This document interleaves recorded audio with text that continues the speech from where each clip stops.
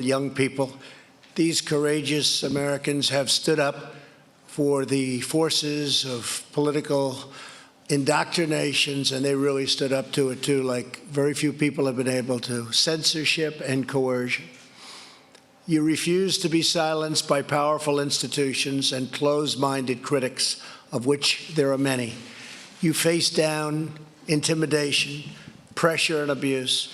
You did it because you love your country and you believe in truth, justice, and freedom. And I want to thank you all, everybody in the room, including a lot of folks in the audience, Charlie, a lot of folks. You've fought bravely for your rights, and now you have a president who is also fighting for you. I'm with you all the way. Okay?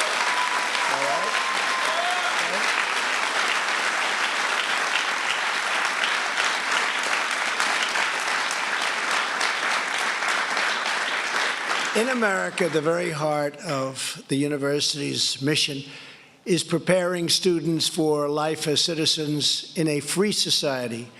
But even as universities have received billions and billions of dollars from taxpayers, many have become increasingly hostile to free speech and to the First Amendment. You see it all the time. You turn on the news and you see things that are horrible. You see people being punched hard in the face. But he didn't go down.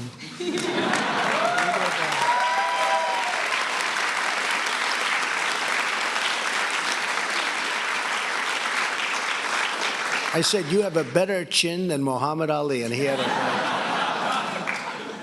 And you see the cowbell scene. You saw that horrible scene. That was a disgraceful thing at a school, at a university. Under the guise of speech codes and safe spaces and trigger warnings, these universities have tried to restrict free thought, impose total conformity, and shut down the voices of great young Americans like those here today. It's great people.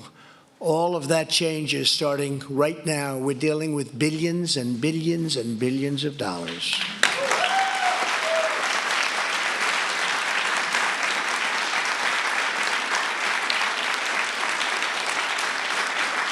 Taxpayer dollars should not subsidize anti-First Amendment institutions, and that's exactly what they are, anti-First Amendment. Universities that want taxpayer dollars should promote free speech, not silence free speech.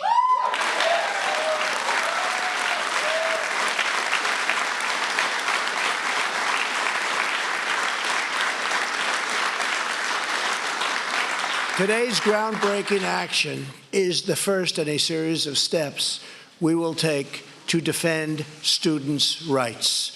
We are proudly joined by several young Americans who can speak directly about ideological intolerance on campus. Here with us is Ellen Whitman, a junior at Miami University in Ohio, a great school. Ellen is the president of Students for Life. In 2017, Ellen planned an annual event to display small wooden crosses representing the lives of the unborn. School officials informed Ellen that she would be required to post signs all over campus providing a trigger warning to other students regarding her display. Ellen, please come up, say a few words, tell us your story, please.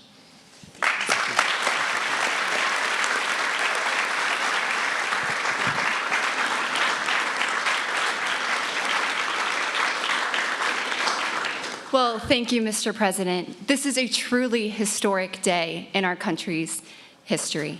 And I am so grateful that we have a president who recognizes that the First Amendment is under attack on our college campuses. My story is so important because I have seen lives saved through my Students for Life efforts on campus. But I never imagined the hostility I would face when trying to express my beliefs. It's ridiculous that it's gotten to this point. Universities are supposed to be marketplaces of ideas. They should be encouraging free speech, not shutting it down. And speech is not free when university officials put conditions on student speech. The only permit we need to speak on campus is the First Amendment. Thank you, Mr. President.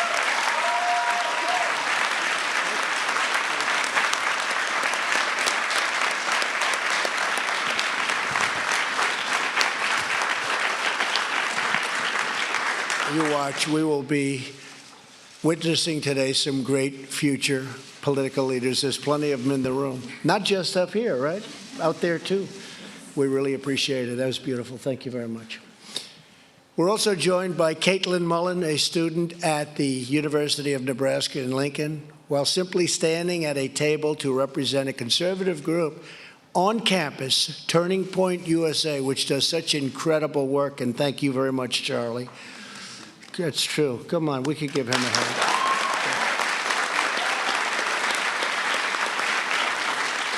Thank you.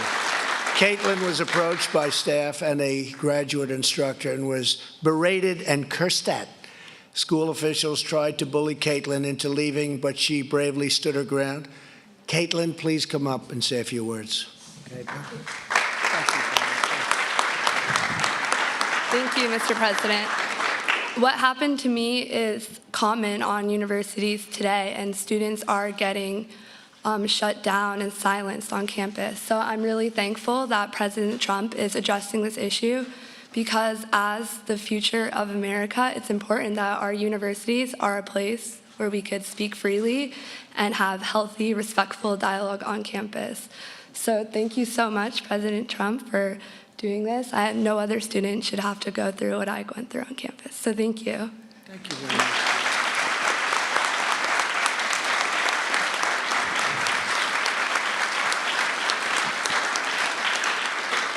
Thank you, Caitlin. Beautiful. And I have to say that, we have, in my opinion, we have more than they have.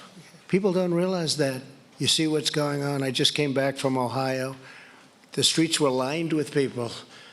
I came back recently from Alabama, where they had that horrible tornado. It was terrible. But the people were lined, as far as the eye could see, lined up with people. And we're here. This is the White House. I'm the president. We're together.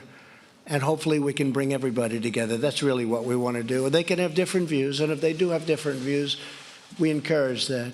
But they have to let you speak. They have to let you speak. Also here with us today is Polly Olson, a student at Northeast Wisconsin Technical College. Last year, Polly was handing out homemade Valentine's Day cards with messages such as, "You are special and Jesus loves you." College officials stopped her and told her that she would be restricted to so-called free speech zone because some people might find her cards offensive. I don't. I love that card.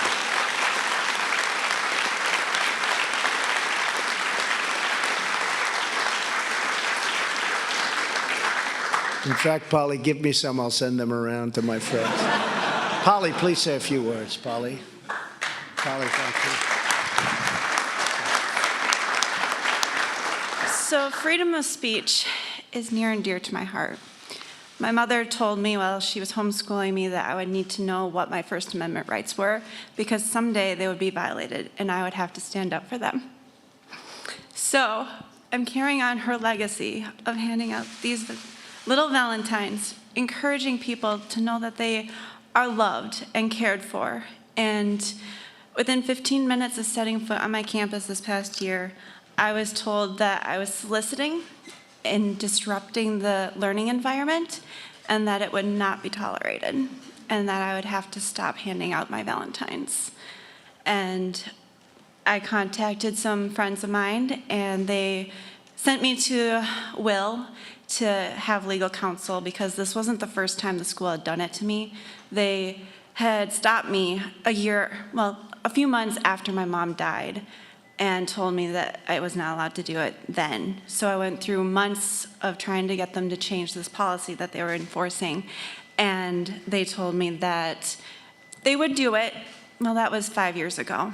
So now it was time to take action and make them follow through with what they were telling me that they were going to do, trying to shut me up. I'm just one of many students that are out there that universities and schools are trying to shut down, sweep it under the rug, and make them be quiet. And I told them, I'm not going to be quiet this time. I'm going to talk to anyone and everyone I can about our freedom of speech in this country, because it's really the core of America's freedom. And without freedom of speech, we don't have America anymore. And so I challenge America to learn to love one another as Christ did on the cross for each one of us. And that speak your differences. It's okay. We are in a country of freedom.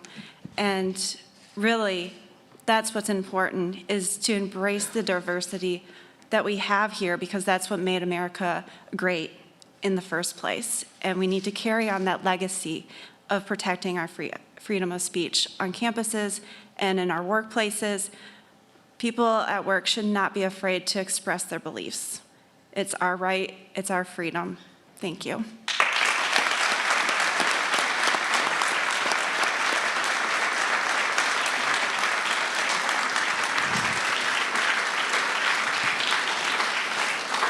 So thank you all for your courage. Today we're delivering a clear message to the professors and power structures trying to suppress dissent and keep young Americans, and all Americans, not just young Americans, like Ellen and Caitlin and Polly, from challenging rigid far-left ideology. People who are confident in their beliefs do not censor others. We don't want to censor others. They welcome free, fair, and open debate, and that's what we're demanding. Under the policy I am announcing today, federal agencies will use their authority under various grant-making programs to ensure that public universities protect, cherish, protect the First Amendment and First Amendment rights of their students, or risk losing billions and billions of dollars of federal taxpayer dollars.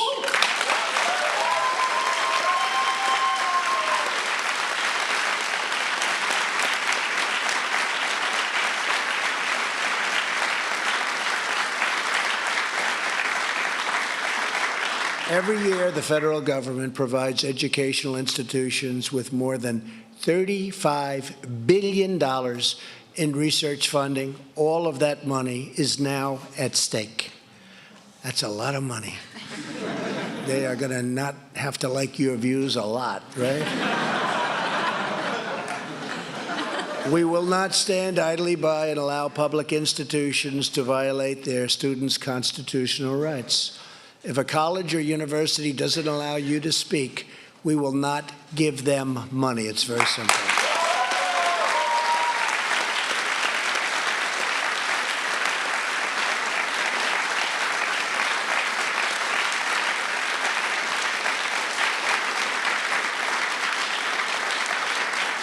At the same time, private universities should be held to their own policies on free speech. So from now on, federal agencies will also use their grant-making authority to promote transparency for students at private schools. These colleges should not be able to promise free speech in theory and then impose restrictive speech codes in practice, which is what many of them do. Today's action is just the beginning of our efforts to protect free speech and advance our students' rights agenda.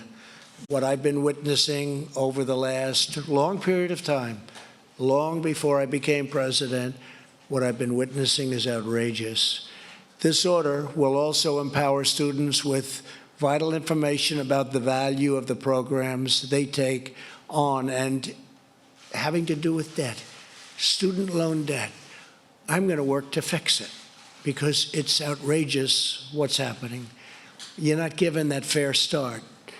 You're too far down. It's not right, and we're going to work very, very hard to get it fixed. But we're going to start with 43 million people in the United States are currently working to pay off student loans, and we'll be talking about that very soon. We're going to work on that very soon. I've always been very good with loans, and I love loans. I love other people's money. And we're going to work on it.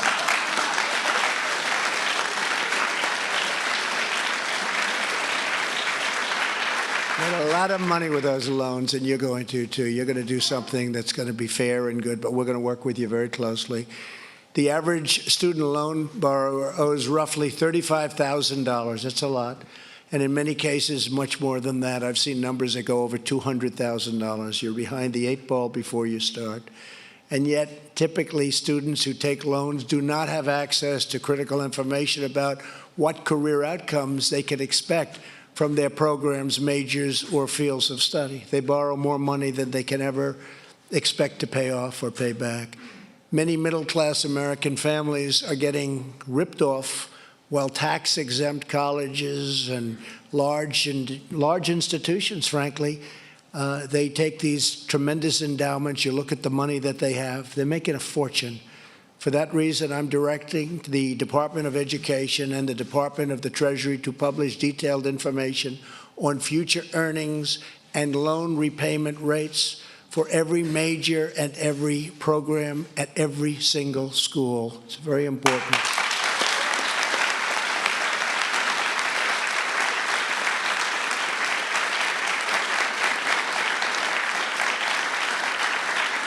Today's order also directs the Department of Education to propose a plan that will require colleges and universities to have skin in the game by sharing a portion of the financial risk of the student loan debt.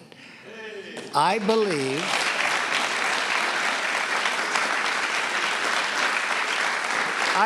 that colleges and universities, their costs have gone up more than anything I can think of.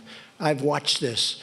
And you watch companies, and they'll keep it the same for years and years, and you watch these colleges and universities and certain institutions where it just goes right through the roof. And the reason, there's no incentive for them to watch costs. You see people at the heads of the institutions being paid a fortune. They don't care because the government loans the student the money. They pay the money to the college, and then the student graduates from college, maybe a very good college, but they graduate, or university, and they're stuck with $200,000 in loans that they won't be able to pay off for a long time. So we're going to make them have an incentive to keep their costs down. Right now, they have no incentive whatsoever. I watched this over a period of time. I figured it out very, very quickly. I'm good at that stuff, believe me. And I just see their numbers go up so rapidly because they just don't have the burden on them, and we're going to put burden on the institutions. We want them to get the best peaches, and the professors and the administrators and the heads, but the numbers are out of reality, and certainly they make it out of reality for students when you have to pay back those loans someday.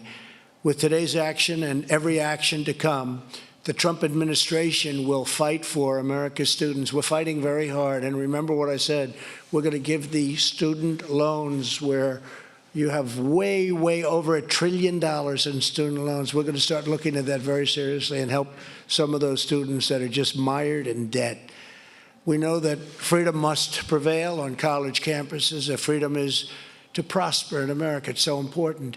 And we believe that greatness must be practiced in our halls of learning. If greatness is to thrive in our halls of government and our corridors of commerce, you're going to have great lives, but I want you to get off to a great start, not a start where you're behind a barricade that just doesn't let you succeed. And we're going to make it much easier for you, this administration, and we've worked very hard on it already. We'll be having some meetings, and we'll be having some very major discussions with some of the biggest colleges and universities, and we're going to have them shoulder some of the responsibility and some of the money that's necessary for you to use in order to get your education. To every student and young American here today, don't let anyone stop you from doing what you know is right, from asking questions, from challenging the powerful, or from speaking your mind. And that's the primary reason we're here right now. You're going to speak your mind. You're going to be fair, you're going to be reasonable, you're going to do it well, and you're going to speak your mind. Never, ever quit. Never give in, and never back down. Keep standing up for your values, for your classmates, and for your country. And you can be certain that every day of my presidency, we will always support your rights and your freedoms and your future. Thank you all for being here. This is a great honor for me. I've been watching this for too long. I've been watching things that are unwatchable. And I don't like it, but we're going to do something about it. See, we like to act as opposed to just watching and saying, oh, isn't that a shame? We don't say that. We don't say that.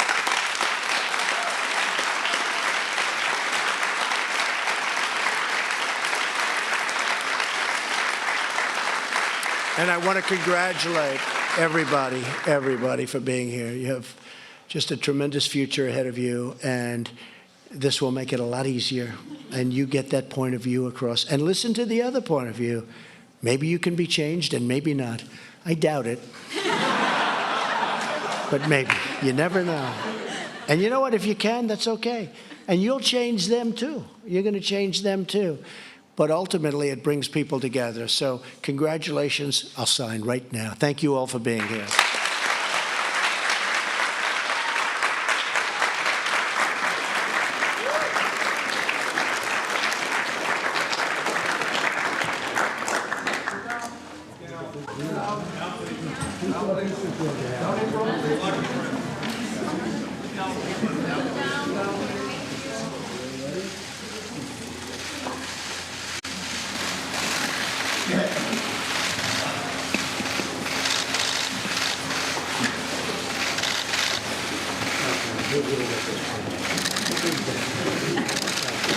Don't worry, you're okay.